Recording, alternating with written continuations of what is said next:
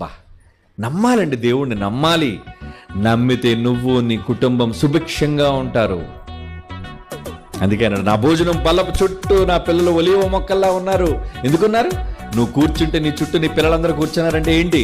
అదేనండి ఆశీర్వాదం, అదేనండి దేవుడు అనుగ్రహించే వరం. నువ్వు, నీ భార్య, నీ పిల్లలు సరదాగా భోజనం చేయగలుగుతున్న, నవ్వుకొని ఇంట్లో మాట్లాడగలుగుతున్నారంటే అది దేవుడు ఇచ్చిన కృపాక్షేమం. మర్చిపోకండి, ఇప్పటివరకు క్షేమం ఇచ్చాడు. ఈ మాటలు విన్నారుగా.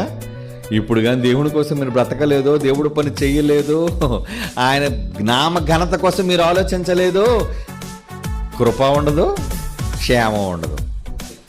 ఆయన నామ ఘనత కొరకు ఒక మందిరాన్ని కట్టిస్తారా? ఒక దేవుని పనిని చేస్తారా? ఏమండి, ఒక సత్కార్యాన్ని చేస్తారా?